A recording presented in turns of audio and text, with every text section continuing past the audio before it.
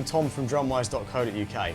Today I'm going to be talking to you about the Roland SPD-SX sample pad. It's a great piece of kit. I've been using it for many years now. Today's video is going to be about how to use it and set it up for backing tracks, click tracks, anything for a live setting like that. There are a few settings on this that you need to change to make it work properly. So I'll show you how to do them. So I have my backing track on this memory stick, which is formatted already to work with the sampler. So you stick that in the back.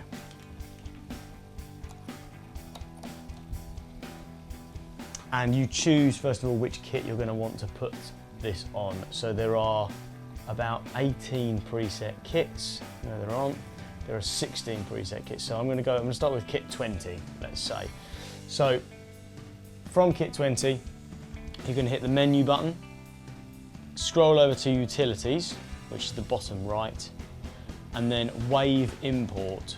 Click on wave import, and if you've put the file in the correct place on that memory stick, it should just come up here. Now, it's very important that you put the file, make sure it's a WAV first of all. You have to make sure it's the correct sample rate.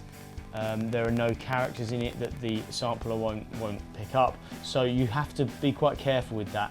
I'm not sure on the exact sample rate, but just keep trying different ones and then you'll crack it. So if it doesn't appear here, then you know there's a problem. So to select it, you would think that you'd press enter, because enter's flashing, but you don't. You actually press the plus key.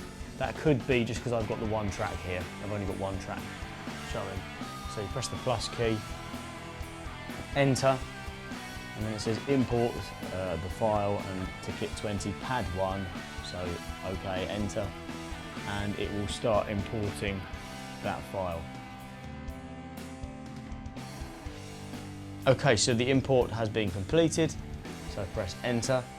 And now on this kit 20, we should have on pad 1, which is the top left, we should have that file. Now the way to check that is of course just hit the pad. But if you don't want to do that, you can go to pad, hit the pad, and it will say the WAV that it's going to trigger. In fact, you can now see that from this light up here, it is actually triggering that file because that light is flashing. So another way to get audio onto the SPD-SX is by using the Roland software that comes with the machine. First of all, before you try importing any audio, you have to make sure it's in a place that the SPD-SX is going to recognise.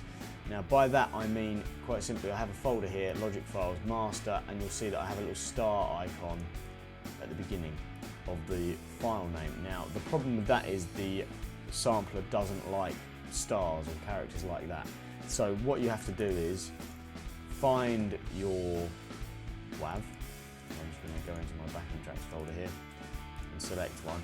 And on my desktop I have a add to SPD-SX folder, and I quite simply copy that file and paste it to my desktop folder every time I want to put something on it, because otherwise it will come up with an error message saying this file format's not recognised or something along those lines, and you'll be wondering why it's not working, and it will be as simple as that. That took me quite a lot of Googling to find that out. You learn the hard way with these things, so trust me, that is the way to do it. You'll find that if there's any character it doesn't like, you'll have problems even if it's inside a folder with that character.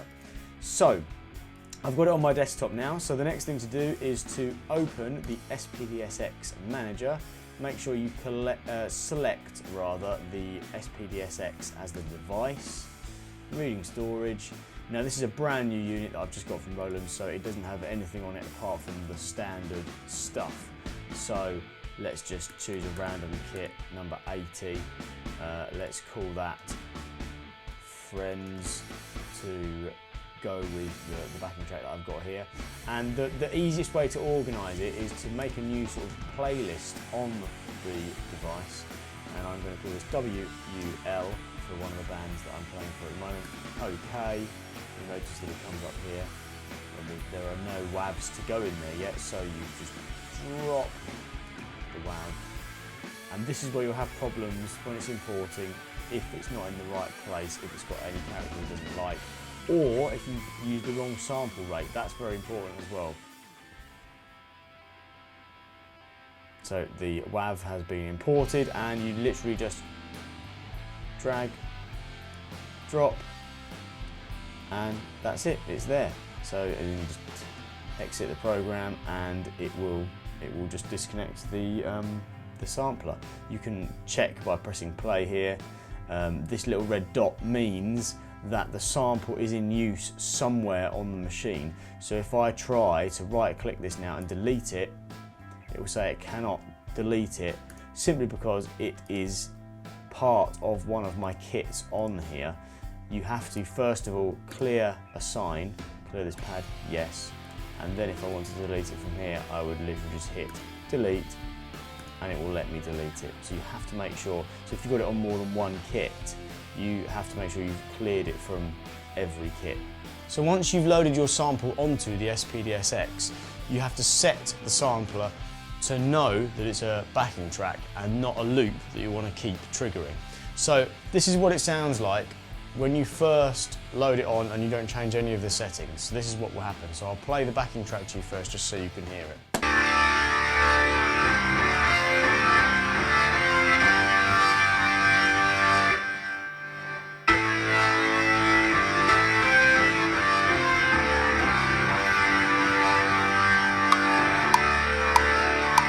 One, two, three, four. So that's the backing track. Now, if I play it again and then hit the pad again, see what happens on just the standard mode without changing anything.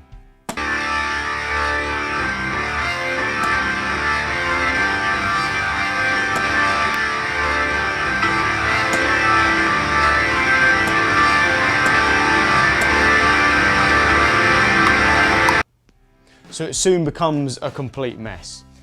So there's a couple of factory settings that we need to change. So first of all, go to the menu, make sure you select pad, press enter. Make sure you've got pad 1 selected, or whichever pad you're using. I'm using this shoulder pad up here, so it says up here pad 1. If we scroll then to the mode menu, which is this middle button, and make sure that the trigger type is not shot, which it is as standard, but we actually want it to be alt, so that will turn it on and off. It will alternate the pattern.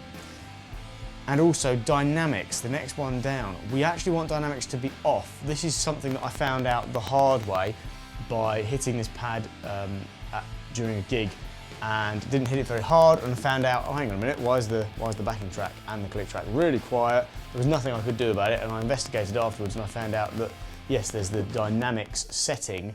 Of course, that's great for if you're playing actual drum sounds, bass drum, snare, hi-hat, whatever, that works perfectly. But when you're triggering a backing track and you don't quite hit it hard enough, then it's not ideal.